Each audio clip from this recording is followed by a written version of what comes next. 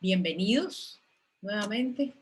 Para los que lo están viendo en YouTube, bienvenidos. Mi nombre es Michelle Ponciano. Gracias por estar con nosotros.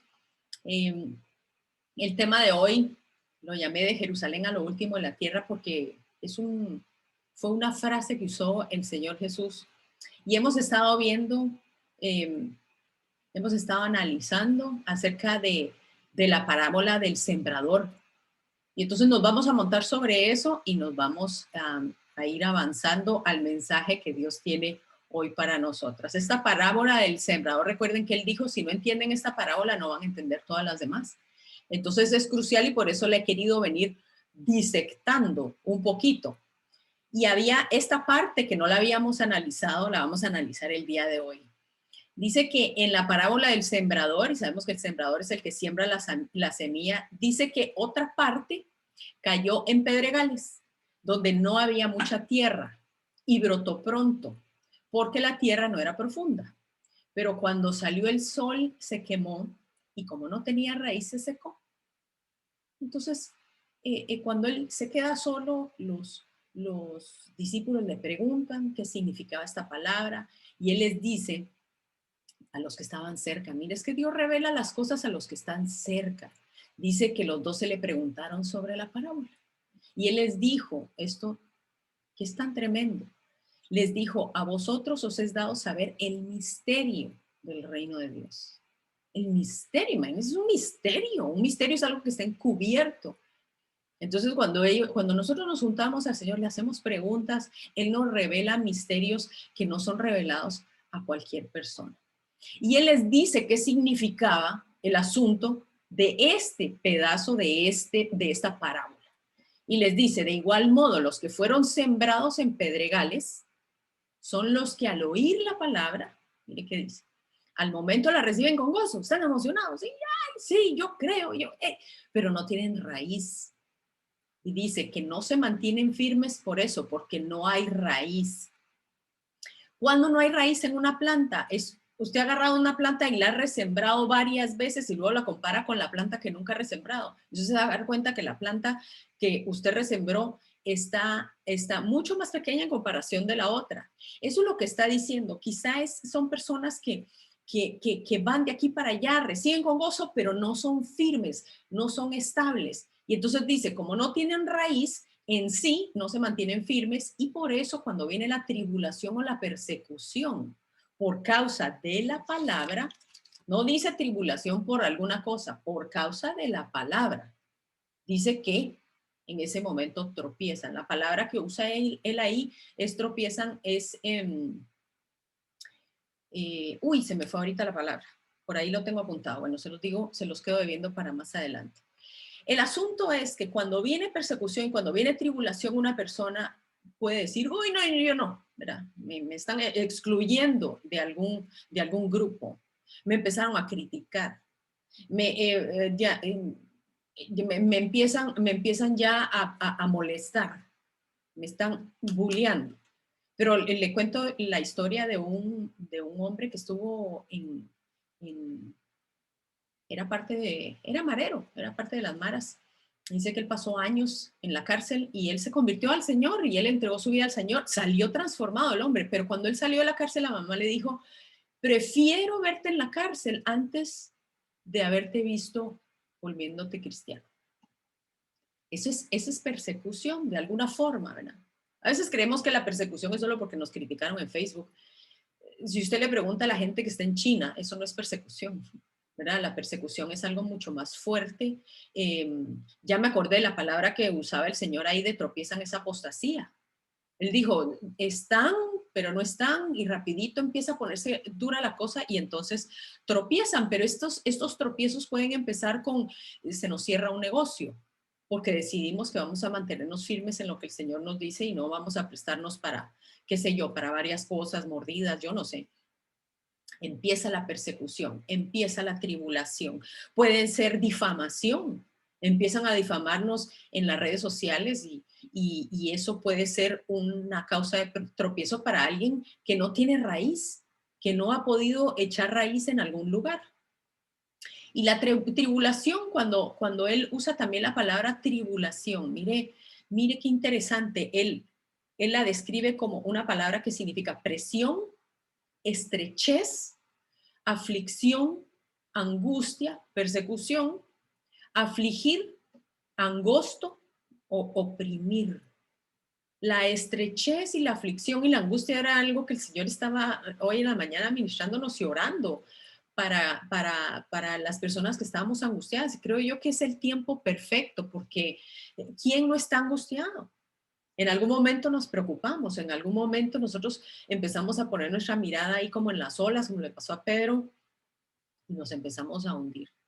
Pero esto era lo que él mencionaba como tribulación, una estrechez, una aflicción, una persecución en contra de las personas. Pero cuando él muere y resucita y se le presenta a los discípulos, ya yéndonos un poquito más adelante, él les da ciertos lineamientos. Y una de las cosas que les dice es que les ordenó que no salieran de Jerusalén. Quédense en Jerusalén. Sino les dijo, quédense en Jerusalén y esperen la promesa del Padre, la cual oísteis de mí, porque Juan ciertamente bautizó con agua, pero vosotros, dice, seréis bautizados con el Espíritu Santo dentro de no muchos días, y eso lo conocemos como la fiesta de Pentecostés, que ya la tenemos aquí a la vuelta de la esquina. Muchos dicen que hay quienes, de acuerdo a cómo se cuenta el calendario, para unos es el 17 de mayo, para otros es el 26, pero lo vamos a ver quizá en la próxima enseñanza. Pero estamos a la vuelta de Pentecostés y este fue el primer Pentecostés y él les dice, van a recibir la promesa. Y entonces ellos, bueno, todos emocionados, Jesús se los lleva a un monte, les sigue hablando y les dice, recibiréis poder cuando haya venido sobre vosotros el Espíritu Santo. Cada vez que yo leo este versículo siempre les pregunto, ¿ustedes quisieran más poder de parte del Espíritu Santo? Todos levantamos la mano. El asunto es para qué lo queremos. Porque quizá para nosotros el recibir poder del Espíritu Santo signifique una cosa y la intención de recibir el Espíritu Santo para Jesús signifique otra. Todos queremos poder, ¿verdad? Tenemos ese insaciable deseo mundano dentro de nosotros de tener poder, de poder tener, de poder afectar sobre las personas con lo que decimos, con lo que hablamos. Tenemos ese deseo innato dentro de nosotros que Jesús lo maneja de una forma para que ese poder, primero, no nos desbarate la vida y para que ese poder pueda ser usado para beneficio del reino de los cielos, no para beneficio nuestro. Entonces Él les dice, recibiréis poder. Y les dice, y me seréis testigos en Jerusalén, en toda Judea, en Samaria y hasta lo último de la tierra. Y estas fueron exactamente las últimas palabras que sus discípulos escucharon de Jesús. Esas fueron las últimas palabras que él le dirigió a todo el grupo de sus discípulos que estaba con él. Porque dice que luego él fue levantado y ellos se quedaron viendo, ¿verdad?, para las nubes y Jesús asciende al cielo y dice que se aparecen los ángeles y les dice, señores que están viendo a ese Jesús que vieron ustedes partir por los cielos, lo van a ver venir en su regreso. Y bueno, es una profecía preciosa que nosotros estamos esperando hasta la fecha. Entonces ellos dicen, ok, vamos a ser testigos. Excelente, excelente, vamos a testificar de lo que hemos oído y de lo que hemos visto. Y eso nos emociona, cuando por ahí hay alguien que quiere entrar, si la pueden dejar entrar. Ahí está Claudia por ahí, vamos a ver si la puedo dejar. Luego él dice, me van a hacer testigos. Y entonces uno dice, cuando Dios nos dice a nosotros, vamos, te voy a usar, vas a hacer, mi gloria se va a manifestar en ti, empezamos a escuchar todo aquello y nosotros nos emocionamos, ¿verdad? Pero recuérdese que ser testigos es dar testimonio de. Y cuando damos testimonio de, usualmente requiere de una participación de nosotros en ese testimonio. El testimonio, cuando una persona dice, tengo un testimonio, es precioso. Ay, la persona, es lindo cuando nos toca contarlo, pero no cuando nos toca vivirlo. ¿Sí o no? Cuando nos toca a nosotros contar el testimonio, es que ya salimos de la revolcada de la que veníamos, porque pasamos por un momento en donde estábamos todos los días orando de que esa prueba se terminara. Gloria a Dios que tenemos varios testimonios, todos tenemos esos testimonios. Pero él les dice, me van a ser testigos. Entonces, sí, no, buenísimo. Pero cuando él usa la palabra testigos, el que él usó fue martus, que es de donde viene la palabra mártir. Y yo creo que por la emoción de ver a Jesús subido en las nubes y de lo último que les estaba diciendo, a veces no ponemos atención a las palabras que el Señor está utilizando, o quizá en ese momento Él nos guarda de entenderlo a profundidad para que no nos asustemos. Yo quiero creer que ese fue el asunto con ellos, porque dijeron, y me seréis mártires. Sí, órale, qué bueno. Y bajan de ese monte este grupo de personas totalmente empoderados, creyendo que ellos se pueden comer el mundo, porque si quien los está empoderando a ellos se acaba de levantar sobre las nubes, ¿qué más nosotros no podemos hacer? Nosotros podemos conquistar Jerusalén, luego vamos a ir por Judea, luego vamos a ir por Samaria, como él lo dijo, Israel va a ser restaurado y entonces Israel va a reinar en la tierra, así como él lo ha prometido a lo largo de la palabra. Pero que si había un pequeño detalle, que los planes que él tenía eran un poquito diferentes. Cuando el Señor nos dice algo, dicen, mis pensamientos no son tus pensamientos, ni mis planes tus planes, porque son dos cosas diferentes. Yo trato de comprender a Jesús desde la perspectiva humana, y Jesús me está hablando desde la perspectiva de Dios, desde la perspectiva divina. Entonces muchas veces decimos, pero es que a Jesús le gustaría esto, porque a Jesús no le gustaría. Yo no puedo analizarlo porque lo estoy siempre analizando desde el punto de vista humano. Por eso es que Él nos da la palabra para que nosotros podamos guiarnos y no empezar a tratar de analizar a Jesús. Pero esta gente sale, ¿verdad? Sale feliz, sale empoderada y reciben la promesa del Espíritu Santo el día de Pentecostés. Perfecto. Ellos sienten el poder porque un Pedro que había estado tras bambalinas, que había negado a Jesús, que había sido temeroso de ir a predicar acerca de Jesús, se levanta y se convierte en 5,000 personas o 3,000 personas, perdón. Realmente fueron empoderados, y donde ellos empezaron a sentir que ellos recibieron poder, se les fue el temor.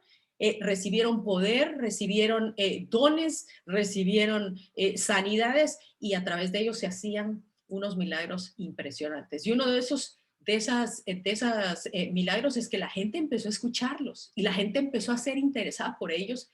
Y esto, quiera que no, empieza a poner nerviosos a los líderes de ese tiempo, lógicamente.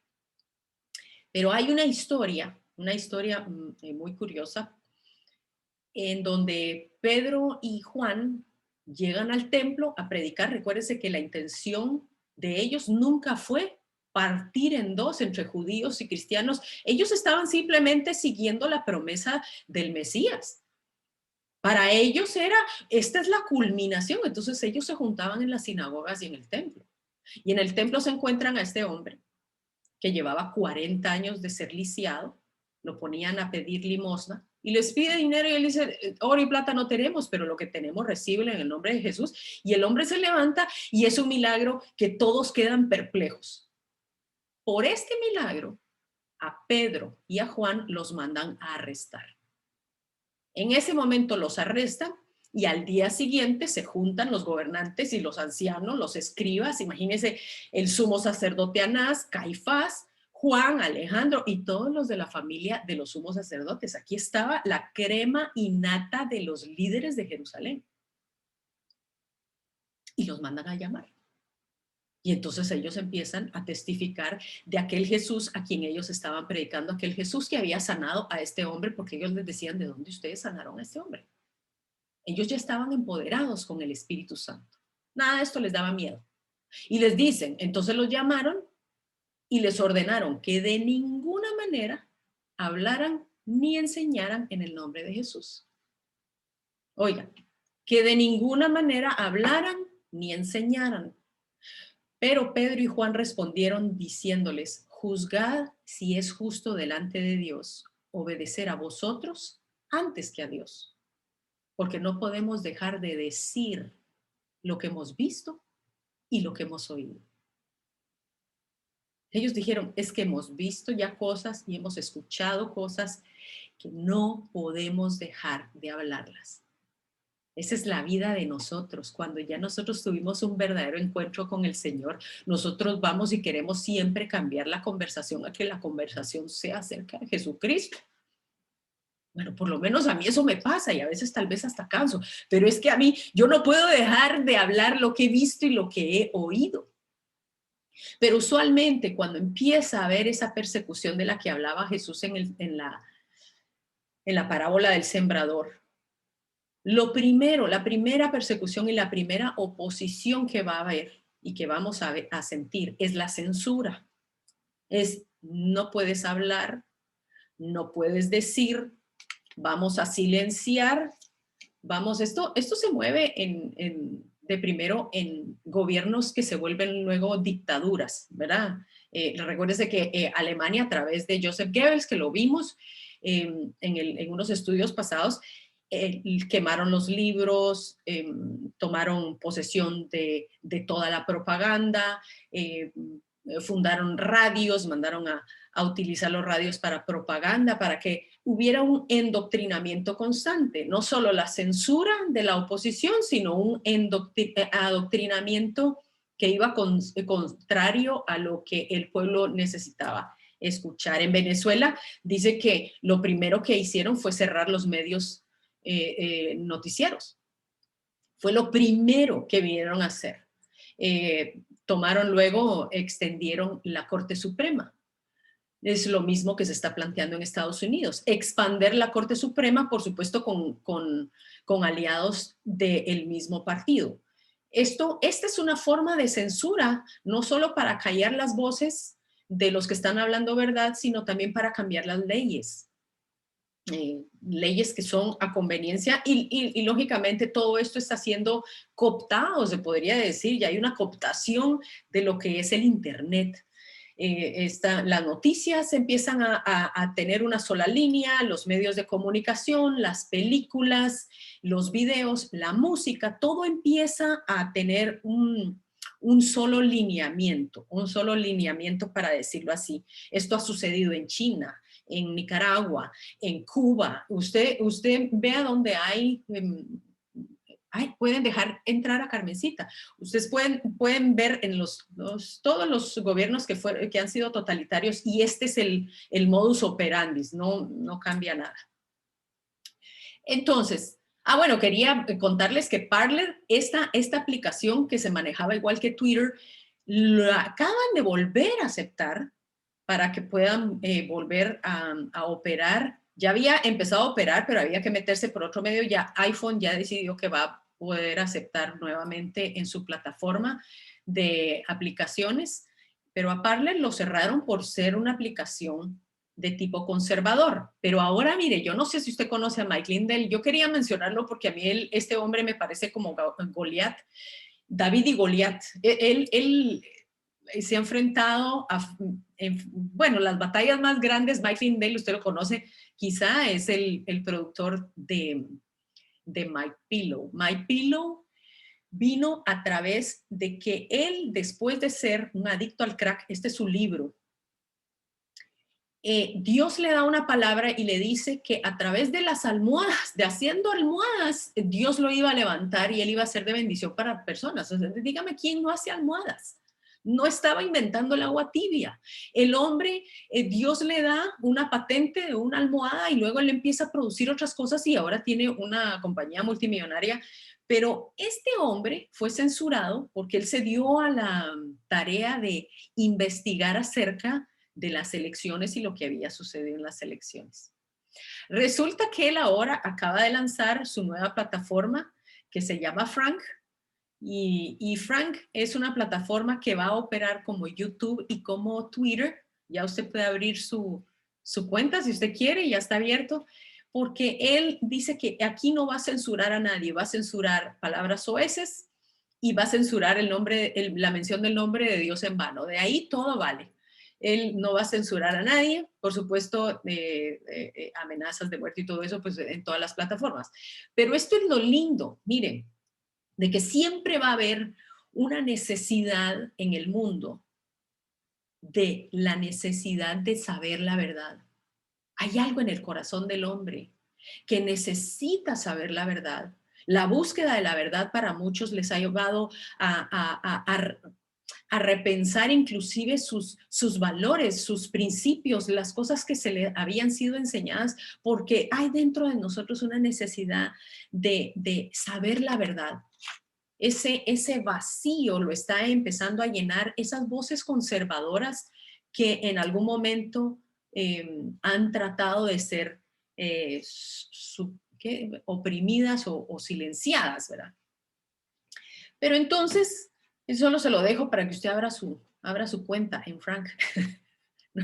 Entonces, empieza a seguir creciendo la iglesia, regresando a los discípulos, a los primeros apóstoles. Empieza a crecer la iglesia al punto, mire, al punto de que entonces ya empezaron a decir, bueno, es que es las viudas y no hay quien las sirva, y porque acuérdense que esa gente pasaba 24 horas juntas, pues comían, compartían, oraban, adoraban.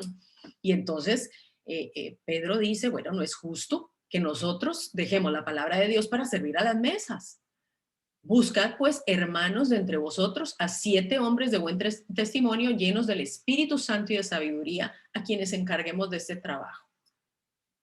Entonces, entre esos 7 hermanos estaba un muchacho. Qué mal Photoshop me eché ahí en el de la derecha. Qué malo. Un muchacho que se llamaba Esteban, y por ahí estaba otro que era Felipe, que fueron uno de los 7. Y a ellos los encargan a servir a las mesas, pero hay algo dentro de nosotros que el Señor nos prueba de primero en lo poco y para ponerlos en lo mucho. Ellos sabían que ellos tenían mucho más adentro que solamente servir a las mesas y ser un mesero. Ellos sabían que dentro de ellos había el Espíritu Santo que había levantado a Cristo de los muertos, y tenían una sabiduría nata. Eran evangelistas natos. Entonces, aparte de servir a las mesas, este muchacho empieza a predicar. La gente empieza a crecer en número. ¿En dónde? ¿En dónde? Leamos ahí. Se multiplicaba grandemente en Jerusalén. En Jerusalén. Y también muchos de los sacerdotes, miren, los sacerdotes se empezaron a convertir. Esto tenía ya nerviosos a las sinagogas, ya tenía nerviosos a la gente del templo. Y dice que Esteban, lleno de gracia y de poder, hacía grandes prodigios y señales entre el pueblo. Bello. ¿Qué cosa? Ustedes leen en el versículo, en el capítulo 5 de los Hechos, creo que está todo el discurso de la prédica de Esteban, y es una bomba. Este hombre fue una bomba. De mesero a evangelista. Imagínense qué bonito sería un libro así, ¿verdad? Pero dice que algunos de la sinagoga, y aquí es donde la cosa se pone interesante, porque dice que entonces algunos de la sinagoga llamada de los libertos, y los de Cirene, de Alejandría, de Cilicia y de Asia se levantaron para discutir con Esteban. No siempre la gente que quiere discutir con nosotros tiene el espíritu que se necesita para recibir la revelación. Hay que saber cuándo cortar, decíamos la semana pasada. ¿Cuándo cortamos? Cuando sabemos que la gente lo que quiere es malentendernos y no recibir de la palabra de Dios. Cuando ya sabemos que alguien ha decidido malentendernos, entonces es mejor partir de ahí, pero ellos se levantan en contra de Esteban para discutir con Esteban. Pero ¿quiénes eran los de los libertos? Michelle, ¿quiénes son? No son los liberales, pero son los de los libertos. Los libertos era un grupo de judíos que había sido esclavizado y puesto en la cárcel en la época de Pompeyo. Cuando a ellos los liberan, ellos siguen siendo un grupo muy cerrado, muy unido, y los libertos empiezan a abrir esta sinagoga. El asunto con los libertos es que nosotros podemos llamarnos que estamos en libertad, nosotros podemos pensar que somos personas libres, pero usualmente la persona que no es libre va a seguir arrastrando lo que trae de su esclavitud. Y el asunto con ellos es que lejos de volverse afines al Espíritu de Dios, ellos rechazaban y discutían lo que decía Esteban. Y esto nos da a entender que ellos se habían vuelto Su corazón tal vez se había vuelto tan duro por haber estado esclavizado, que habían salido y se habían refugiado en la religión. Pero cuando una persona sigue esclavizada por su pasado y se refugia en la religión, más bien se vuelve un movimiento político, lejos de ser un movimiento del Espíritu Santo. Yo no sé si me estoy dando a explicar. Esta gente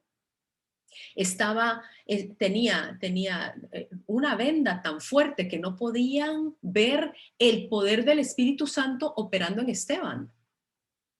Quiere decir que ellos podían estar metidos en una sinagoga y eso no los hacía precisamente espirituales. Usted puede asistir todos los domingos a su iglesia y eso no lo hace una persona espiritual. El título que yo me ponga no me hace una persona espiritual. Una persona espiritual es quien sabe reconocer cuando el Espíritu de Dios está hablando, que sabe reconocer la palabra de Dios y sabe reconocer a aquellos que han sido ungidos por el Espíritu Santo. Eso es una persona espiritual. Entonces ellos se levantaban y lo que estamos viendo en este tiempo es que hay grupos que se levantan a favor de todo lo que están en contra, ¿verdad? No sé si eso tiene sentido, pero siento yo que, por lo menos en lo personal mío, como está pasando tanto, yo quisiera solo decir en lo que estoy en contra, porque es que hay tantos disparates afuera, pero el Señor me ha dicho, tienes también que ser una voz de lo que estás a favor, porque entonces solo nos volvemos una bola de peliones y entonces ¿dónde queda el amor? Tenemos que ser un grupo que nos metamos en la brecha. Dice, busqué a alguien que se pusiera en la brecha y no lo hallé, dice la palabra. Ponerse en la brecha es esa persona que va a hacer la unidad entre un grupo y otro, que va a amar y que va a tratar de hacer a un lado sus diferencias políticas, que yo soy la primera en confesar que es muy difícil, no es fácil, pero vamos a ver más adelante cómo sí lo podemos lograr. Y entonces esta gente dice que no podían resistir a la sabiduría con que el Espíritu les hablaba. Oiga, era el Espíritu Santo de Dios y no podían resistir esa sabiduría. Porque una persona puede ser libre, pero todavía puede ser esclava por todas sus tradiciones. A veces tenemos que decirle y ser honestos, decirle, Señor, no me voy a aferrar a ninguna tradición, porque eso es difícil, eso está dentro de nuestro corazón. A todos nos pasa, no me voy a aferrar a ninguna tradición que sea contraria a tu palabra. Y mire, eso es de valientes.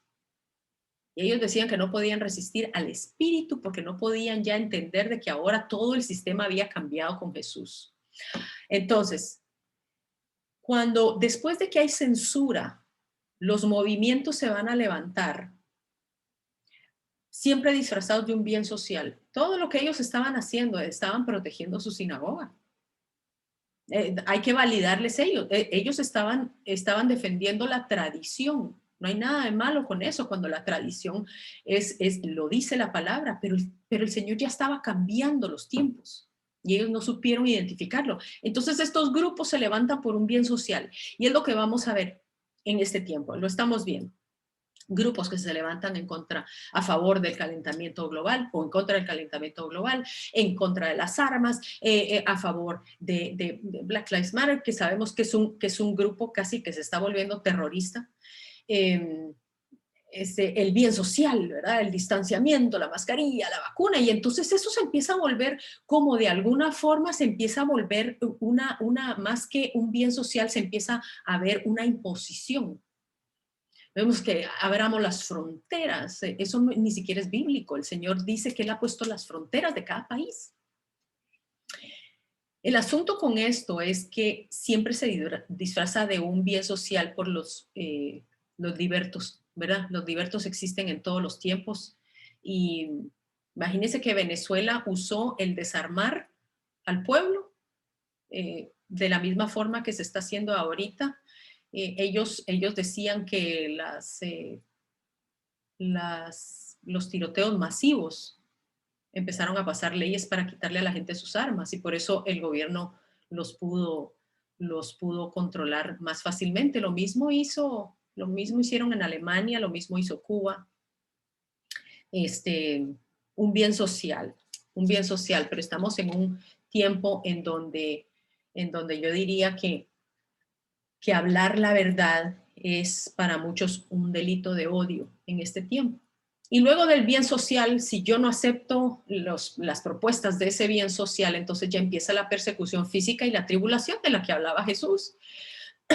Porque esto no es en contra de una religión, esto no es en contra de un movimiento, esto es en contra de la verdad. Lo que nosotros estamos viviendo en este mundo es en contra de que exista la verdad como tal, porque, ¿verdad? Como eso lo leí ayer, la verdad para muchos es un delito de odio. Es que cuando yo me peleo con mi primo, yo quiero que a mí me digan que me den la razón, yo no quiero que me digan la verdad. Yo quiero que me digan que mi primo es un, ¿verdad? Para poner un ejemplo, yo quiero que se pongan de mi lado. A veces la verdad es relativa siempre y cuando sea conveniente para mí.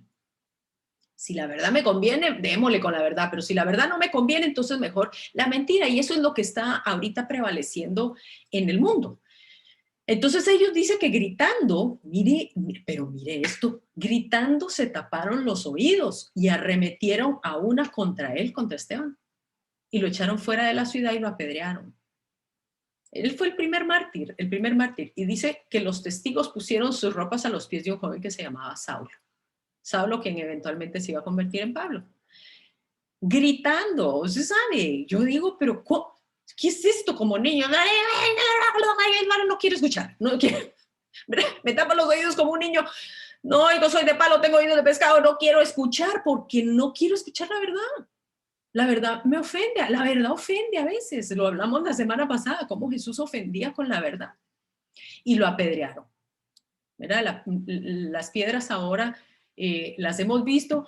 Silvia me ha dado la oportunidad de escribir en un noticiero que ella maneja y cuando hablamos de noticias que no se están escuchando afuera, bueno, las pedradas que recibimos son impresionantes. Es como póngase casco porque los comentarios vienen llenos de piedras porque la gente no quiere escuchar a veces la verdad, pero siempre hay un remanente que está deseoso de recibir la verdad. Y dice, en Hechos dice que Saulo consentía en su muerte y en aquel día hubo gran persecución contra la iglesia que estaba en Jerusalén. De estar teniendo éxito en Jerusalén, mire qué gran chayote lleva a esa persona ahí de la izquierda, no me he dado cuenta, pero de ser una iglesia que estaba proliferando, que estaba creciendo en poder, en milagros, en profecía, en palabra, de repente se levanta una persecución en contra de la iglesia. Y es aquí donde le recuerdo las palabras del Señor, porque el Señor quizá vio que la iglesia estaba muy cómoda y dijo, me seréis testigos en Jerusalén, en Judea, en Samaria y hasta lo último de la tierra. Y mire lo que dice después. Dice, y todos, salvo los apóstoles, fueron esparcidos por todas las tierras de Judea y de Samaria. A veces Dios, como hace el águila, nos tiene que poner espinitas para que nosotros nos movamos del lugar donde ya Él derramó su espíritu. Ya Él derramó su espíritu en Jerusalén. Les dijo, no salgan de Jerusalén, pero me van a ser testigos. Y Él tiene que provocar digamos, un detonante para que salieran de Jerusalén a Judea y a Samaria. Y cuando ellos van de Judea a Samaria, ¿quién se levanta? Felipe. Felipe, el compañero de servidor de mesas de Esteban, se levanta y dice que iban por todos lados anunciando el evangelio. El Señor se los dijo, siendo mártires, ustedes van a anunciar el evangelio. Y dice que Felipe, descendiendo a la ciudad de Samaria, les predicaba a Cristo. Ahí está. Por eso es que cuando el Señor nos da una palabra, a veces nos cuesta entenderla o Él no nos da todas las especificaciones para que, porque si les hubieran dicho esto a la iglesia, hubieran dicho, ay, no, gracias, no, gracias, yo me quedo aquí tranquila. No, gracias, no quiero ser mártir y hasta la fecha yo no quiero ser mártir. Y una vez se los digo, mira, no, yo no, pero si tocará, ¿verdad? Pero no es lo que está en primero en mi lista. Yo quiero tener poder y yo quiero predicar la palabra, pero no quiero ser mártir.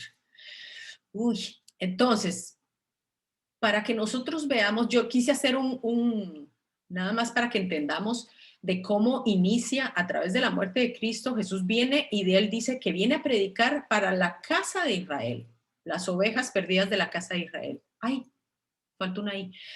La casa de Israel empieza a predicar, él resucita, empodera a su gente y nace la iglesia, una iglesia viva, una iglesia poderosa, con prodigios, empoderada. Empieza entonces la predicación de los gentiles y hay una conversión masiva. Y cuando empieza la conversión masiva, empieza una persecución. Y esto nos deja en todo el tiempo que nosotros llevamos desde que muere Cristo hasta ahora, que son los últimos tiempos, y nos deja en el 2021. No sabemos hasta dónde vamos a llegar, pero en el 2021, el Señor siempre, para que nosotros entendamos, el Señor, y lo hemos mencionado, que la historia bíblica muchas veces es cíclica. Es como más circular, más que lineal. Yo lo puse lineal porque para nosotros es más fácil entenderlo lineal. Pero cuando sabemos que los hechos de Dios son cíclicos, podríamos casi asegurar que cuando se acerque la venida del Señor, estos hechos se van a dar en retroceso y vamos a ir de retroceso hacia donde empezó la iglesia. Mire. Vamos a ver dónde tengo lo otro. Ah, no, bueno, eso lo voy a explicar después. Entonces, ¿cuál es la posición de Jesús con respecto a la persecución? Ya lo sabemos. Él dijo en Mateo 24, vendrán y tendrán tribulación, os matarán, seréis odiados por muchos por causa de mi nombre y muchos tropezarán.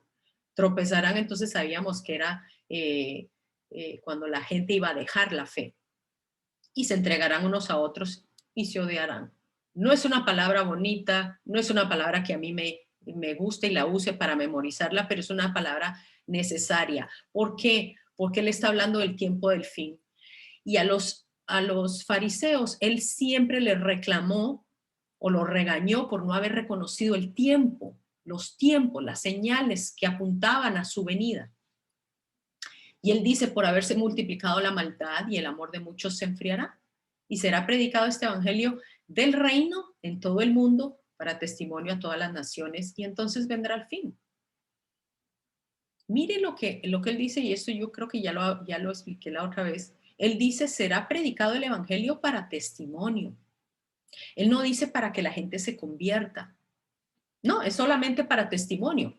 Cuando nosotros le decíamos a un hijo, si tocas el celular te lo quito por 24 horas, y luego él tocaba el celular, usted se basaba en el testimonio que ya había habido.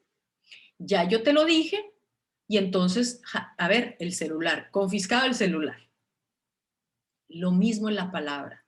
La palabra va a ser predicada en todo el mundo para testimonio a las naciones, porque no todas las naciones se van a convertir. No todas. Solo va a ser para testimonio, para que nadie pueda decir, yo no escuché, yo no supe. Entonces él dice, entonces vendrá el fin. Y me voy a basar en el testimonio de haber predicado. Entonces, vamos de regreso con el 2021. Se predica. En el 2021 se empiezan a levantarse esas oposiciones, los libertos, digamos, los saulos, empieza esa persecución que estamos viendo. Se va a predicar a todas las naciones, pero lejos de ver lo que nosotros vimos de una conversión masiva, vamos a ver una apostasía masiva. Yo quiero pensar que el avivamiento del que todos hablan es un avivamiento para la iglesia misma, pero no es un avivamiento que dicen de que van a venir millones y millones de personas. Lo que el Señor habla, si usted me puede conseguir el versículo donde dice y al final van a venir millones, porque yo eso lo creía, pero si usted lo analiza y usted lo ve a la luz de la palabra, lo que habla la palabra y lo que dijo Jesús es que iba a haber una gran apostasía. La gente se iba a apartar de la predicación, se iba a apartar del sano evangelio, se iba a apartar. Él no dijo que iba a haber una gran manifestación de su poder entre la iglesia, perdón, que sí iba a haber entre la iglesia, pero que mucha gente se iba a apartar por la misma persecución. Apostasía. Miren, en Canadá hay una iglesia de una mujer que se declaró atea, pero la querían tanto que la iglesia decidió dejarla como pastora. Hay iglesias que han estado abrazando la idea de, de todas las teologías de liberales que hay. Han dejado por un lado el evangelio, han dejado por un lado lo que dice la palabra para volverse más incluyentes. Esa es apostasía. Es dejar la palabra, dejar el evangelio. Luego vamos a ver un avivamiento en una iglesia, ¿verdad? Como la iglesia en China. Y la iglesia en China está metida, escondida, y esa gente dice que ve más milagros que todos nosotros juntos. ¿Por qué? Porque va a haber, la persecución produce también una búsqueda del Señor en los que verdaderamente son sus hijos. Y luego ya Jesús es reconocido por Israel y empiezan todos los eventos. En medio de todo esto hay muchos eventos bíblicos que yo no mencioné. Yo lo que estoy nada más es dándole a usted un ciclo de cómo va a ser en nuestro tiempo. ¿Qué va a pasar? La iglesia va a regresar a esa iglesia viva del libro de los Hechos, a esa iglesia poderosa de señales, de prodigios, en donde unidos en las casas, yo creo que eventualmente las iglesias grandes van a ir cerrando por todos los confinamientos que estamos. Yo espero que no, pero yo más o menos por ahí podemos verlo, ¿verdad?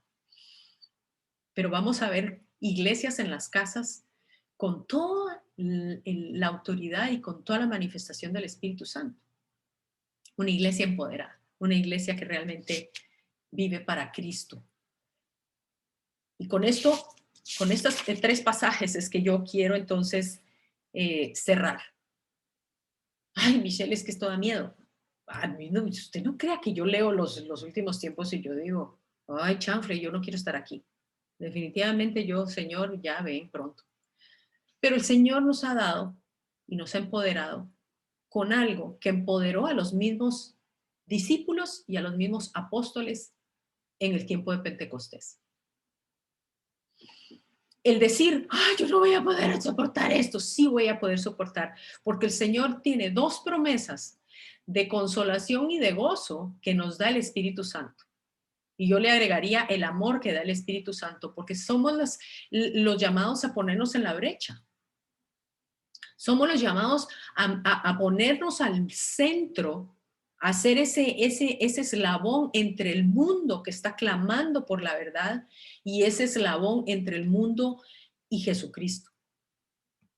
Mire lo que dice 2 de Corintios. Bendito sea Dios y Padre de nuestro Señor Jesucristo, Padre de misericordias y Dios de toda consolación. Mire cuántas veces Él habla de la consolación, el cual nos consuela en todas nuestras tribulaciones, para que podamos también nosotros consolar a los que están en cualquier tribulación por medio de la consolación con que nosotros somos consolados por Dios. Hay una promesa. En medio de las situaciones que nosotros pasamos, la consolación del Espíritu Santo se va a hacer presente. Y si hay consolación, hay más paz dentro de nosotros. Es terrible cuando nosotros estamos y no encontramos consuelo. Él dice, yo te consuelo. Entre las cosas que vas a ver, tú vas a encontrar paz conmigo. Y otra de las cosas es el gozo. El gozo en medio de la persecución. Mire qué dice, vosotros vinisteis a ser imitadores nuestros y del Señor. Esto lo escribe Pablo a la iglesia de Tesalónica. Vinisteis a ser imitadores nuestros y del Señor, recibiendo la palabra en medio de gran tribulación con el gozo que da el Espíritu Santo. El gozo que da el Espíritu Santo. De esta manera habéis sido ejemplo a todos los creyentes. Mire, si hay algo que a mí me motiva es poderme sentar con alguien que me pegue el gozo, que me motive a seguir adelante, que a pesar de las situaciones que vemos, todavía podamos echarnos una buena carcajada. Dígame si eso no es sanidad. Dígame si eso no es libertad. Yo me hago a los libertarios, a los libertos, me los hago ahí con el ceño fruncido y con cara de limón agrio, ¿verdad?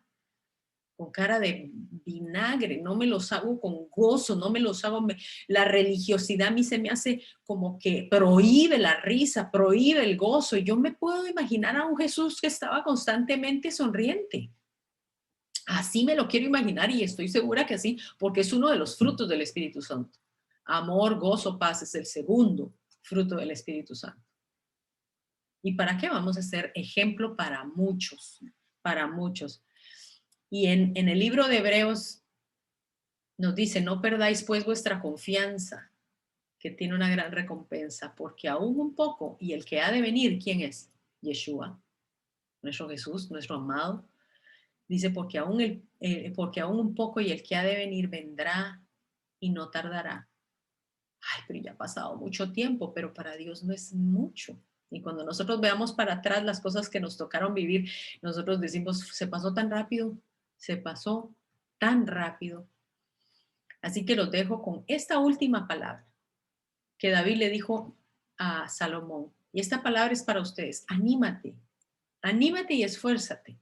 Y manos a la obra. No temas ni desmayes, porque Jehová mi Dios, estará contigo. Él no te dejará ni te desamparará hasta que acabes con toda la obra para el servicio de la casa de Jehová. Esto se lo dijo David a su hijo Salomón. Qué cosa más linda, pero creo que es un recordatorio de Dios para nosotros en donde nos está diciendo, esfuérzate. Yo voy a estar contigo. Y toda la obra que tú necesites hacer, yo voy a estar contigo, no te voy a desamparar, te voy a consolar, te voy a dar el gozo, te voy a dar la fuerza, yo soy el que te levanta, yo soy el que te animo, yo soy el que te esfuerzo, yo soy tu Padre, yo soy tu Padre. Así que cuando Jesús nos dijo, me seréis testigos hasta lo último de la tierra, le quiero anunciar algo. Usted y yo somos los encargados de ese último pasaje. Ya se predicó en Judea, ya se predicó en Samaria. Lo último de la tierra nos toca a esta generación. La generación que vamos a ver a Jesús, tal cual se lo llevaron en las nubes esos ángeles. Así lo vamos a ver venir por su pueblo. Entonces nos toca a nosotros nada más esforzarnos, como le dijo David a Salomón. Anímate y esfuérzate. ¿Para qué? Para que acabes con toda la obra del servicio de la casa de Jehová hasta lo último de la tierra. Hasta como somos llamados a cumplir, a que la palabra de Dios se esparza por todo el mundo, porque el día en que el último oído, oiga, el día en que el último oído escucha la palabra de Dios, ese día viene Jesucristo. Si nosotros queremos acelerar ese día, tenemos que ser fieles, apoyando a los ministerios, hablando de la palabra, no conformándonos con la mentira, hablando la verdad, siendo valientes y siendo esforzados para que su palabra llegue de Jerusalén hasta lo último de la tierra. Los dejo entonces con ese pensamiento. Siempre les digo, no dejen el cerebro en la puerta y analicen toda la luz de la palabra. Que Dios nos bendiga y primeramente Dios, nos vemos entonces la próxima semana.